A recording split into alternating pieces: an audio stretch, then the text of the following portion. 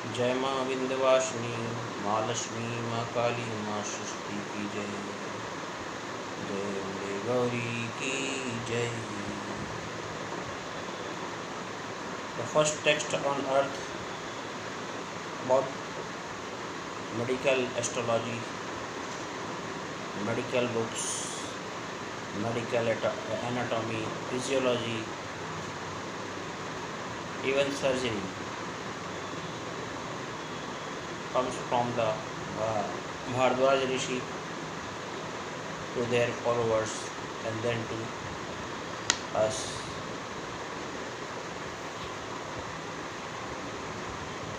परंपरा से जो चीज़ ऋषियों के द्वारा ज्ञात हुई वह हम लोग उसका आनंद ले रहे हैं। उसका आधा अधूरा ज्ञान रख के थोड़ा बहुत उसका कुछ अंश लेके हम आप समझते हैं कि हमें पूर्ण ज्ञान हो गया और लेके उड़ते हैं बहुत तेज़ी से। कोई भी सब्जेक्ट हो, चाहे ज्योतिष हो, चाहे और कोई अध्यात्म का क्षेत्र हो, नया कुछ भी नहीं है, सब ऋषियों के द्वारा पहले से खोजा हुआ है। आप केवल रिसर्च कर रहे हैं, आप उसको फिर से अलग अलग ग्रंथों में खोज के अपना इंटरप्रिटेशन कर रहे हैं और कुछ नहीं, नया कुछ भी नहीं है। अब आप उसको कैसे प्रेजेंट करते हैं ये डिपेंड करता है आगे सामने वाला आपकी रिसर्च की हुई चीज़ों को, आपके द्वारा पुनः इकट्ठा की हुई चीज़ों को ग्रंथों के माध्यम से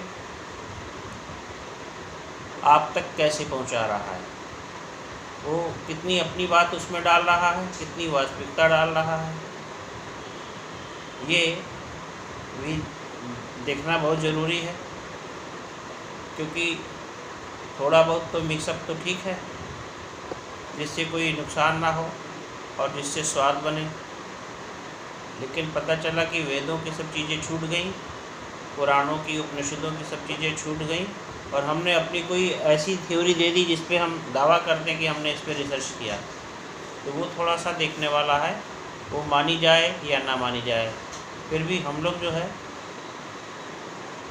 जो ऋषियों के द्वारा लिखित ग्रंथ हैं, जो ऋषियों ने कहे हैं, उनका जो सही सही टीका पुराने लोगों ने किया है, हम उसको ही मानते हैं। उसके इर्द गिर्द नए जो भी राइटर्स हैं उनकी किसी भी चीज़ को एक्चुअली जो नया ज्ञान जो लोग पा रहे हैं या किसी भी विद्या में नए प्रवेश कर रहे हैं, उनको नए लेखकों से बहुत बच के रहना चाहिए।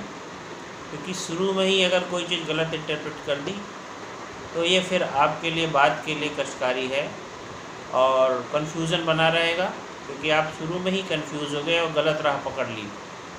यही ज्योतिष में भी है। ज्योतिष में भी जो पुरानी मूल किताबें हैं जो सीधे ऋषियों ने लिखी हैं और उसको टीका पुराने लोगों ने किया है, उस टीका को यानी उस जो टीका संस्कृत में का हिंदी में किया है या और किसी लैंग्वेज में किया है, उस पर ही अनुसरण करना चाहिए और बहुत उतावलापन नहीं रहना चाहिए कि हम आप अपनी कोई किताब लिख दें, हम अपना कोई लेख लिख दें किसी भी विषय पे। ज्योतिष में भी शरीर के संबंध में, संरचनाओं के संबंध में बहुत से विवरण आया है। काल चक्र पुरुष की कुंडली में भी सिर कहाँ है, पैर कहाँ है, धड़ कहाँ है, जंघा कहाँ है, पदतल कहाँ है, नाभि कहाँ है। दृष्टांत कुंडली और भी ज़्यादा क्लियर कर रही है अलग अलग पार्ट्स, बल्कि वो तो 3 तरह के चार्ट्स में पूरे शरीर को इन डिटेल बता रही है। तो ज्योतिष में भी जैसे शरीर संबंधित तमाम जानकारी, तमाम सूचनाएं आपको मिल जाया करती हैं। इसको कंफर्म करने के लिए या इसको कोऑर्डिनेट या सिंक्रोनाइज करने के लिए और भी किसी भी ग्रंथ में कोई भी चीज़ है तो उससे कोरिलेट कर लेना चाहिए। क्योंकि अपने शास्त्रों में, सनातन धर्म में कोई भी चीज़ का एक दूसरे से विरोधाभास बहुत कम है। अब हम चरक संहिता को ही लेते हैं तो चरक संहिता में मेडिकल की बहुत सी बातें लिखी हैं जो ज्योतिष से मैच करती हैं। जैसे रक्त से मज्जा, मज्जा से वसा, वसा से अस्थि आदि, जो ये क्रोनोलॉजिकल ऑर्डर है ये सप्त धातुओं का है। अब इस संबंध में दुर्गा सप्तशती में भी एक मंत्र आता है। जब आप देवी कवच पढ़ते हैं तो उसमें देवी कवच तो अपने आप में पूरा मेडिकल है। उसमें बॉडी के वह अंग वर्णित हैं जिसमें माँ से कृपा कर रहे हैं हम कि हे माँ तुम मेरे जंघों की रक्षा करो, हे माँ तुम मेरे नखनों की रक्षा करो, हे माँ तुम मेरे जीहा की रक्षा करो।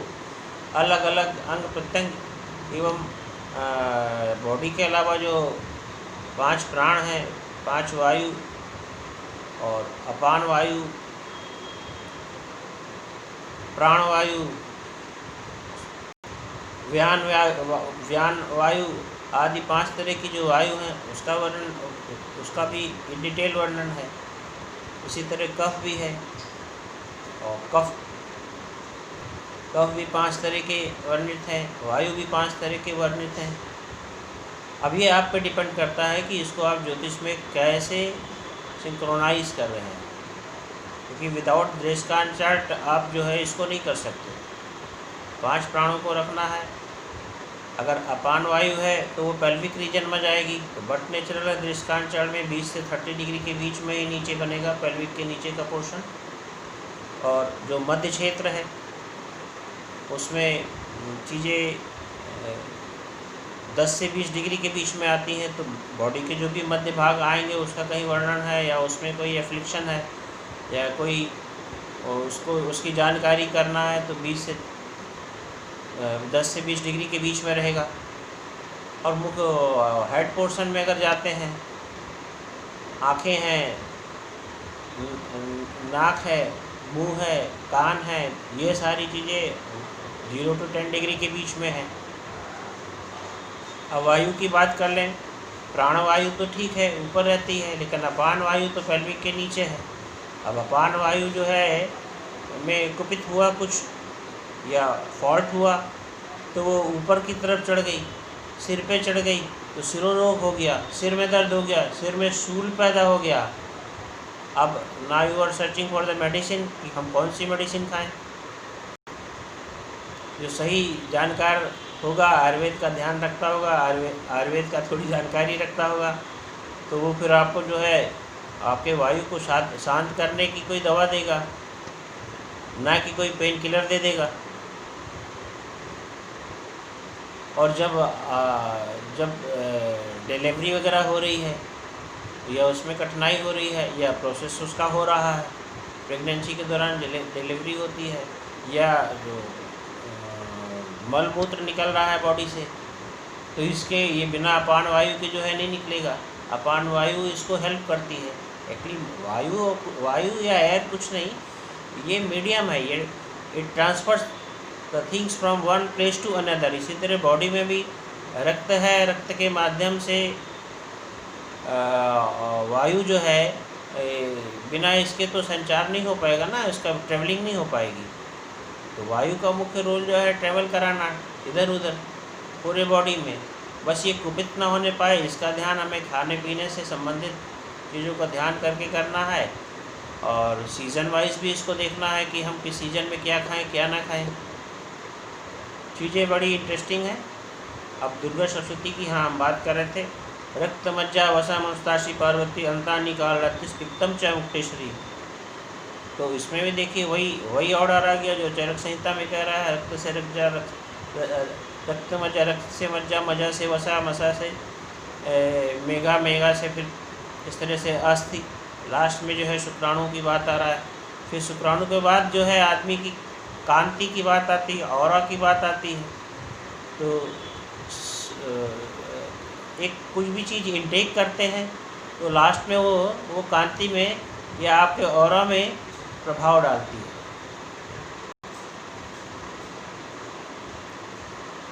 साइंस बियॉन्ड, ये मेडिकल साइंस बियॉन्ड एक लिमिट के ऊपर अगर हम ऑरा की बात करते हैं या आपकी कांति की बात करते हैं तो दुर्गा सप्तशती में तो लिखा या देवी सर्वभूतेषु कांति रूपेण संस्थिता। नमस्तस्यै नमस्तस्यै नमस्तस्यै नमो नमः। हम वहाँ पे प्रे कर रहे हैं, हे माता तुम मेरी कांति की रक्षा करो। सप्त धातुएँ बहुत इम्पोर्टेंट हैं। कौन से धातु से कौन से ग्रह का संबंध है, कौन से इंटेक का किस चीज़ पे प्रभाव पड़ सकता है, तो सब ये सिंक्रोनाइज करने का विषय है। चाहे वो मेडिकल की किताब उठा के आप करें या देवी कवच पढ़ के करें, क्योंकि देवी कवच में ऐसा कुछ भी नहीं है जो आपको प्रोटेक्ट ना कर रहा हो। हर एक डिफरेंट पार्ट्स के लिए उसमें कवच में माता लोगों से रिक्वेस्ट है कि हे देवी तुम मेरे अमुक अंग की रक्षा करो, और हर माता को अलग अलग नामों से पुकारा जा रहा है। तो सहस्त्रों नाम है उनके, तो वो पूरा शील्ड बन जाता है। जब शील्ड बन जाता है इसके बाद बॉडी फॉर्मेशंस की पूरी शील्ड हो गई, उसके बाद मन बुद्धि अहंकार। तो हाथों की जैसे बात है, अंतराणी कालरात्रि स्पिक्तम च मुक्तेश्वरी, तो अंतरियों की बात है। इसी तरह प्राण पाणो तथा व्यान वदानम च समान कम वजहस्ता च मरक्षित परिणाम कल्याण शोभना रसी रूप च गंध च शब्द स्पर्श च योगनी। रस की, रूप की, गंध की अलग अलग देवियों से जो है अलग अलग जो है रिक्वेस्ट है कि तुम हे देवी तुम इसकी रक्षा करो, तुम उसकी रक्षा करो। आप पढ़ते तो रोज़ हैं दुर्गा सप्तशती, लेकिन अनजाने में आप बहुत बड़ा शील्ड पैदा कर रहे हैं। कहते हैं कि जो लोग दुर्गा सप्तशती का पाठ करते हैं, कवच पढ़ते हैं, नित्य प्रति करते हैं, नियम आदि से करते हैं, तो उनके कभी बॉडी के आर्गन्स या कोई भी आपदा जैसी कोई चीज़ उनको घेर नहीं पाती। तो ये एक तरह से टेस्टेड चीज़ें हैं। इसको जो है आप देख लीजिए, ब्राह्मण लोग जो है बहुत से जो पुराने लोग हैं जो और भी जो इसका पाठ करते हैं वो नियमित हैं, तो आप उनको देख लीजिए। कभी भी बीमार तो सभी होते हैं, लेकिन सामान्यतः वो जल्दी रिकवर करते हैं और दुनिया की महामारियों से बचे भी रहते हैं। विषय बहुत बड़ा है, लंबा है, ब्रॉड है और काफ़ी डिटेल हो जाएगा, इसलिए छोटे छोटे सिंक्रोनाइज करके चीज़ों को बाद में अलग से दिया जाएगा, तो वो समझ में भी आएगा और काम भी आएगा, कारगर भी आएगा। क्योंकि हम लोगों को तो केवल ज्योतिष के परिप्रेक्ष्य में थोड़ा बहुत और इधर उधर के शास्त्रों का उसमें कोरिलेशन करके आगे चीज़ों को समझना है। मुझे लगता है कि आप लोगों को थोड़ा सा ये, क्योंकि पूजा पाठ तो आप भी करते हैं, बहुत से लोग करते हैं, नहीं करते हैं तो हो सकता है उनमें इंटरेस्ट जाग जाए, वो करने लगें। ये सब चीज़ें साइंटिफिक हैं, विदाउट साइंटिफिक बेस कुछ भी नहीं है। शास्त्र अपने आप में संपूर्ण साइंस ही है।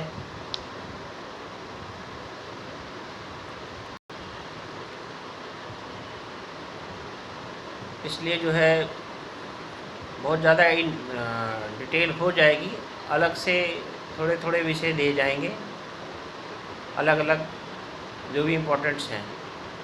फिलहाल राधे राधे, जय श्री कृष्ण, जय माँ विंध्यवासिनी की जय।